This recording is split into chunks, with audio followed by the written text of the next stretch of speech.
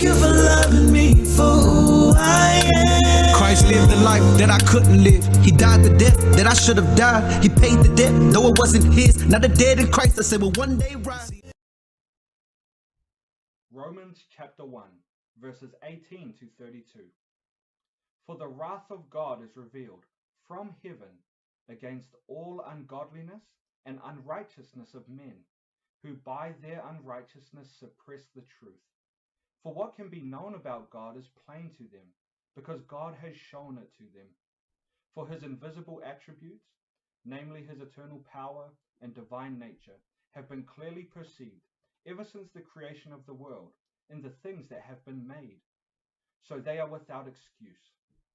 For although they knew God, they did not honor him as God or give thanks to him, but they became futile in their thinking, and their foolish hearts were darkened. Claiming to be wise, they became fools, and exchanged the glory of the immortal God for images resembling mortal man, and birds and animals and creeping things. Therefore, God gave them up in the lusts of their hearts to impurity, to the dishonoring of their bodies among themselves, because they exchanged the truth about God for a lie, and worshipped and served the creature rather than the Creator, who is blessed forever. Amen. For this reason, God gave them up to dishonorable passions, for their women exchanged natural relations for those that are contrary to nature. And the men likewise gave up natural relations with women, and were consumed with passion for one another, men committing shameless acts with men, and receiving in themselves the due penalty for their error. And since they did not see fit to acknowledge God, God gave them up to a debased mind, to do what ought not to be done. They were filled with all manner of unrighteousness, evil, covetousness, malice. They are full of envy, murder, strife, deceit, maliciousness. They are gossips, slanderers, haters of God, insolent, haughty, boastful, inventors of evil, disobedient to parents, foolish, faithless, heartless, ruthless. Though they know God's righteous decree, that those who practice such things deserve to die, they not only do them, but give approval to those who practice them. Today we begin by looking at one of Paul's primary motivations for preaching this gospel. One of the primary reasons for why salvation by faith is necessary. That reason has everything to do with God's anger against human sin. What we're going to see over the next few sessions is an extended explanation of why God is angry with sin. Now, Paul has just introduced us to this good news, but what he's going to do is he's going to say that in order to understand this good news, you need to understand the bad news that comes before it. Now, these next few sessions are going to have an in-depth focus on the depths of human sin. I suspect most of us probably haven't spent a number of consecutive hours considering just how bad we really are. So these next few sessions are going to be rather heavy. It's going to be a light shining on us, showing us just how bad we are before God. There is good news coming at the end of all this, but in order to understand that good news, we must see just how bad we really are. You see, in order to understand why this good news is necessary, you need to understand the predicament that we find ourselves in. In other words, you have to understand why your situation is so dire, so that you can understand why it is necessary that Christ has come to save you. Now, I think if we're being honest with ourselves, most of us don't like the idea of God's wrath. The world around us definitely doesn't like this idea of God's anger against sin. In our world of self-esteem, ideas like God's wrath don't make us feel good about ourselves. The common sentiment is normally something like this: I'm a pretty good person. I work hard, I don't steal things, I'm not a murderer, I'm generally nice to people when I meet them. Why would God be angry with me? As we begin looking at Paul's presentation of this gospel of God, what we're going to see is two things. Firstly, we're going to see that all people are under God's wrath, and every person is subject to God's anger. This is the first important part of Paul's argument that we must understand. Secondly, we're going to see that God's wrath is fundamentally deserved, and every person, in fact, deserves to be punished by God. God's wrath is not arbitrary or malicious or capricious. Rather, every person justly deserves God's anger. Look with me at verse 18. For God's wrath is revealed from heaven against all ungodliness and unrighteousness of men. That first word of verse 18, for, is a word that points back to what's come before. After introducing this gospel as the power of God, and after introducing the centrality of faith to that gospel, Paul begins with an explanation of why the gospel is necessary and why salvation comes by faith. Notice it says that the wrath of God is revealed from heaven.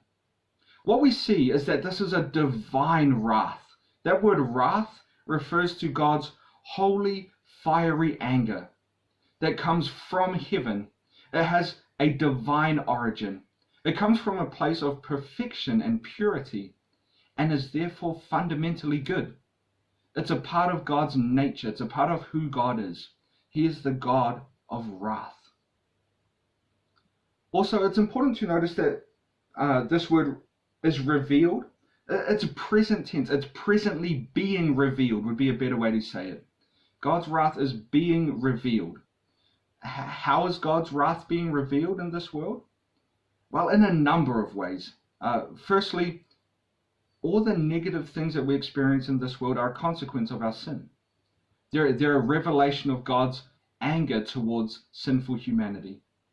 Another reason we're going to see is that one of the ways God's wrath against sin is being revealed is by giving people over to those very sins that they've made so important. Now, one of the key questions to consider here is this: is God's wrath justified? Is he being unfair to people?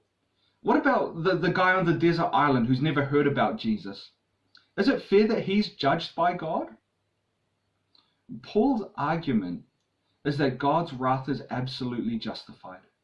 We see the reasons why God's wrath is justified in verse 18, and then verses 19 throughout the rest of the chapter explain this answer. Why is God's wrath justly being revealed against all humanity, even those who haven't heard about God?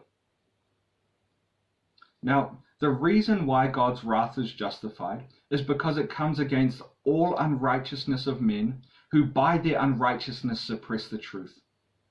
What Paul is saying here in verse 18 is that everyone has truth. In the next few verses, he'll explain what this truth is, but it's important to notice here that Paul is saying that all men are actively engaged in suppressing this truth, in pushing it down and trying to dull its voice. You see, you can't suppress what you don't have. So when Paul says that they suppress the truth, this means that they have some truth to suppress. All people have some truth about God and are actively engaged in pushing down that truth. And this suppression of God's truth is not a morally neutral act.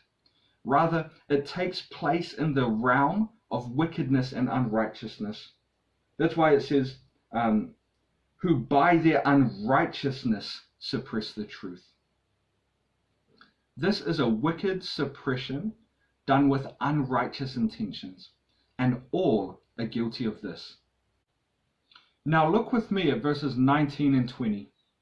What we're going to see here is that the reality of God is plainly revealed in creation. Listen to what Paul has to say in verses 19 and 20. In verse 19 he says this: "For what can be known about God is plain to them, because God has shown it to them." In verse 19 here, Paul here explains how it is that the revelation of God is clear and known. The use of that word "for" closely connects this clause with the preceding one and makes this clause explanatory. It's a idea explanation relationship that we're seeing here. God's revelation is clear because God himself is the one doing the revealing. The reason why this revelation is clear is because God is the one making revelation. And not only is God doing the revealing in some general way, but God has made this revelation to the individuals, to people. In the first part of verse 20, Paul explains how that which may be known is revealed, and he explains the content and extent of this revelation. Listen to verse 20. For his invisible attributes, namely his eternal power and divine nature, have been clearly perceived, ever since the creation of the world in the things that have been made, so they are without excuse.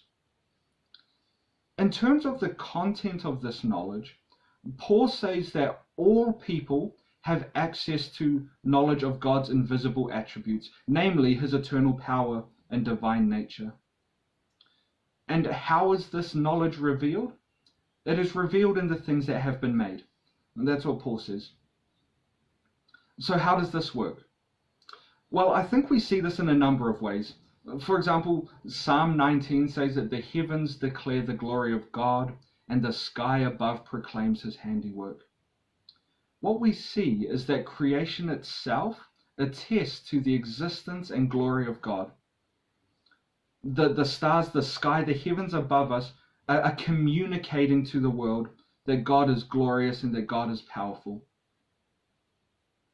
Now, there are so many other ways that the creation attests to the existence and power and glory of God. You might consider the complexity of creation or the beauty we see in the world. But more than this, the fact that this knowledge is revealed through the things that have been made includes us. We are part of what has been made. And I would submit to you that our very existence attests to the existence of God. Since we are the creatures of God, we exist as those dependent upon God. Our very nature tells us that we are God's creatures, and it tells us that God is to be glorified. The idea is that because we are made by God, we can't know about ourselves without knowing something about God. Now, this is tied to the fact that God's law is written on our hearts. And Paul picks this up in chapter 2, but it's important to notice that our sense of morality, our ability to judge right from wrong, attests to the existence of God. He is the standard by which we make these judgments. He's the only reason why we can make these judgments. Because otherwise, where do morals come from? Also, I want you to notice the result of this revelation. Because God has made this revelation, what is the result? Paul says, essentially, because of how plain, because of how clear and how obvious it is to all humanity, the last part of verse 20 tells us that the necessary result is that all of humanity is without excuse before God. This revelation is sufficient so that no one has an excuse when they stand before God. One of the things we can conclude from this is that you don't need to be a scientist or a philosopher to have access to this knowledge. It is revealed to each of us through our participation in creation. Because we are part of creation, we are dependent on God. We know that God exists. We can't know anything about ourselves or about the world around us without some knowledge of God. Now, one of the profound things that Paul is saying here is this: there are no atheists. Everyone has access to the knowledge of God, and in order to profess atheism requires that we push down the truth that we already have and replace it for a lie. It requires that we ignore what is plain, what is clear, what is obvious, and we manufacture something else in its place. Now, one of the problems with swapping an idol for the place of God, for putting an idol in God's place, is this. The problem is that there is only one true and living God in this universe. And we are always We are always and in every moment dependent upon him for our very existence. Therefore, we cannot live consistently with our idols. This truth of God that we all have continues to pop up in different areas of our lives. We need that truth just to exist in God's world. And there's nothing that can substitute for God. So when we do try and do that, when we try to swap something out for God, we can't live consistently with that, because the truth that God has revealed to us continues to pop up in our lives. It's like if you've ever been in a pool with an inflated ball. You have to push it down and try hold it under the water. And if there's a number of them that you're trying to push down, things that are clear in creation, things that are clear that God has revealed, as you're trying to push them all down, they continue to pop up in different places. And as they do, we have to keep finding them and trying to push them down. And none of us are able to keep down the truth of God perfectly. It always presents an ever-present problem. And one of the things we notice when we look at our atheist or agnostic neighbors is that the truth pops up in their lives in all sorts of places. It pops up when they make moral judgments, when they say, this is wrong and this is right, we shouldn't do this, and we need to end this form of oppression. If we're just cosmic stardust, where do morals come from? If we're just the result of a cosmic accident, there's no objective basis for grounding any moral statements at all, let alone imposing your morals upon someone else. There really is no objective basis for morality outside of God. The fact that we all have moral inclinations attests to the reality and existence of God. Even our ability to know things requires the existence of God. To have knowledge, you need God. This is why postmodernists say that we can't have knowledge. They're trying to live consistently with their idol. But the popping up of truth is inevitable. We cannot avoid it because we live in God's world as God's creatures. I was having a conversation with some university students who were postmodernists. They were trying to tell me, we don't have any knowledge. We can't know anything. And they're saying to me, I don't know anything at all. I could be wrong about everything that I think I know. We're talking on a beach and I asked them, so you might not be here on a beach with me talking right now? They said, no, I might not. I don't know that. I can't know that because of my worldview. I said, we might not really exist. I don't know. We could maybe not exist. We can't have knowledge. And I said, do you know that? Well, no, I don't know that, but that's my position. Could you be wrong about your position? I asked him. Yeah, of course. We could be wrong about everything. We could be wrong about everything we think we know. And I said to them, I want you to take a moment and just do a little do a little intellectual inventory of everything that you think you know. Could you be wrong about all of it? Take a moment. Every single thing you think you know, could you be wrong about it? They said yes. And then I just said to them, you know God exists. And one of them said back to me, no, I don't. And I said to him, could you be wrong about that? Could you be wrong about the statement that you don't know that God exists? And he said, yeah, I suppose I could. And I said, you are wrong about that. You do know God exists. He said, no, I don't. I can't know that. Could you be wrong about that? Could you possibly have true objective knowledge? You say, I don't have true objective knowledge. Could you be wrong about that statement? Could it be that you do indeed have true objective knowledge? He said, yeah, I guess. And I said, you do have true objective knowledge. Part of that true objective knowledge is that you know that God exists. And then he tried to put it back on me and said, well, no, I reject that because you can't know that. You can't have objective knowledge either. And I said, could you be wrong about that? That statement that I can't have objective knowledge, could you be wrong with it? He said, yes. And I said, well, I do have objective knowledge. I do have true objective knowledge. Part of my true objective knowledge is that you know God exists. And it frustrated him. It upset him, and he was kind of getting flustered by the conversation. But I ended up saying to him, because of your embrace of atheism, because of your rejection of any objective standard for knowledge, you are forced to embrace abject foolishness.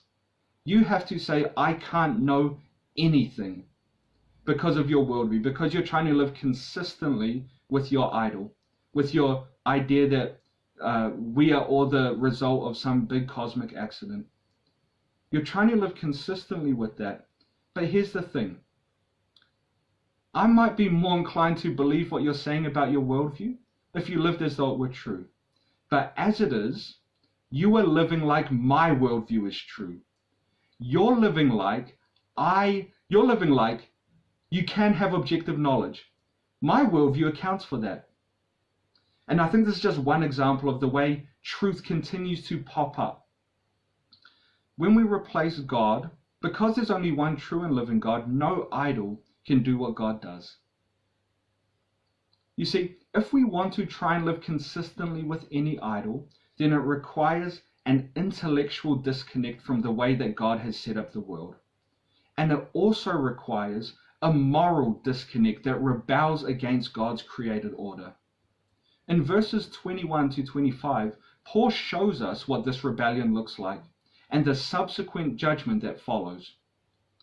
Read verses 21 to 22 with me. He says this: For although they knew God, they did not honor him as God or give thanks to him, but they became futile in their thinking, and their foolish hearts were darkened. Claiming to be wise, they became fools.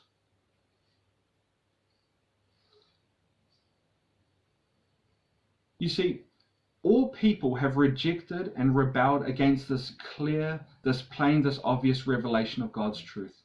The picture we see here is a reversal of the created order. It is obvious from the nature of creation that God is to be worshipped and honored. But instead of doing this, people have flipped things upside down and have worshipped the created things rather than the Creator. By nature, we are worshipping beings. We must worship. But because of our sin, we have all refused to worship God and have instead worshipped part of God's creation. Now notice the consequences of living in this way. Look at verses 23 to 25. We've exchanged the glory of the immortal God for images resembling mortal man and birds and animals and creeping things. Therefore, God gave them up in the lusts of their heart to impurity, to the dishonoring of their bodies among themselves, because they exchanged the truth about God for a lie, and worshipped and served the creature rather than the Creator, who is blessed forever. Amen. You see, because of our refusal to worship God, He gives people over to their very idols, those very idols that they've chosen above Him. And this is part of God's judgment against sin. He lets people live consistently with their idols. And because every idol is a false god, they necessarily bring about destruction in the life of the individual. When you flip the created order on its head and you live opposed to God's ways, things do not go well for you. The more consistently you live with your idols, the more destructive your life will be. If you worship passion, your life will be ruined by lust. If you worship evolution or atheism, your life will be progressively ruined by meaninglessness and lack of purpose. One of the things we see then is that God is actively restraining the sin of men. People are not as wicked as they could be. This is what theologians call the common grace of God. But as people continue in their rebellion, God is just in handing them over to their sin. Now, one of the things we need to do here is we need to press these words home to ourselves. We need to consider how we, all of us, have been involved in this very thing. Think about some of the common idols today in our world. Think about some of the things we worship rather than God. Do you worship educational success? Have you made that the most important thing? Do you live to do well in school and to graduate and go on to university? Is that the thing you're worshipping? Is it pleasure, sex, entertainment, appearance, materialism, achievement, romance, money. All of these are very common idols in our day and age. And what we need to see here is this. If we put one of those things in the place of God, if we treat one of those things as more important than God, then it will destroy us. None of those things can sit on the throne of our heart and rule our lives and then produce good for us. Every idol is a false god.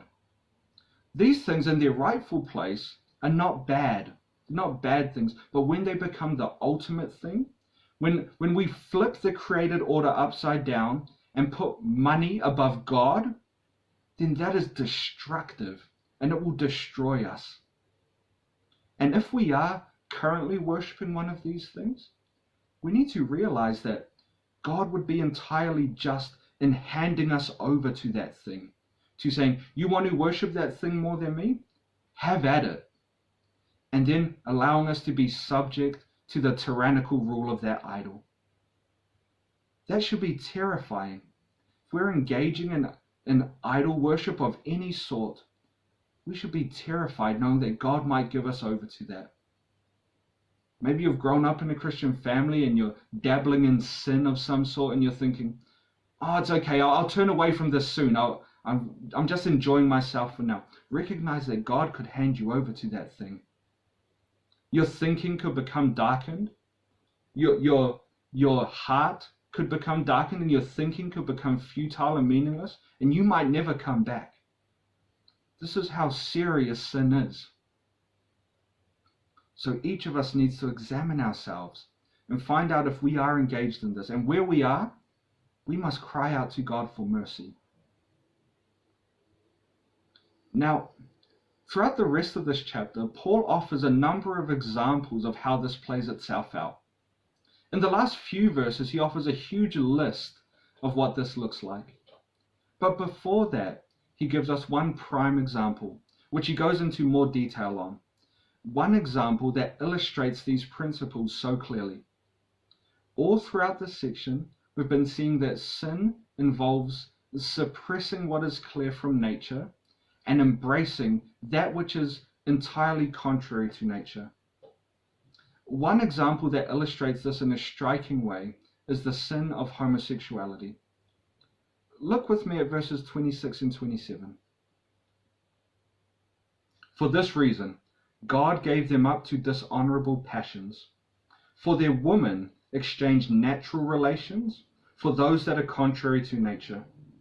And the men likewise gave up natural relations with women and were consumed with passion for one another, men committing shameless acts with men and receiving in themselves the due penalty for their error. You see, the reason why this sin demonstrates these principles particularly well is because the sin of homosexuality clearly violates what is clear from nature. Without getting into too much detail, the male body and the female body are made compatible with one another. Reproduction can only happen through male-female intercourse.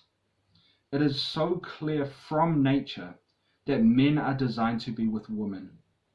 The male reproductive organ is designed to go with the female reproductive organ. This is overwhelmingly clear from what we see in nature. But the sin of homosexuality rejects this created order. It reverses the way that God has made us and brings about shame and destruction. Now, this does demonstrate the principle particularly well, but this in no way minimizes the destructive nature of our idols. We are all guilty of violating this principle. We all treat things that have been created as more important than God. We are all deserving of God's judgment because we've all done this. Look at the list of sins in verses 29 to 31. There are a number of things here that I'm sure all of us are guilty of. Unrighteousness, evil, covetousness, malice, envy, murder, strife, deceit, maliciousness, gossip, slander, haters of God, insolent, haughty, boastful, inventors of evil, disobedient, foolish, faithless, heartless, ruthless. You see, here in this first chapter, Paul has made the point that all of us are justly under the wrath of God. Whether you grew up in a Christian family or whether you grew up in the jungle, having never heard about Jesus, we all stand condemned before God. Universal guilt is the starting point. We must understand this before we're ready to hear the gospel, the good news of God. We must make much of sin so that we can make much of grace. I trust that today you've been able to see your sin in a new way. I trust that you've been able to see your guilt before God in a new light.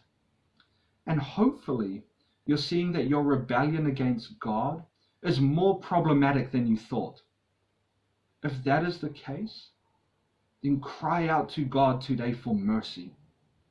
Ask Him not to give you over to those idols. Beg Him not to darken your heart or cause your thinking to become meaningless.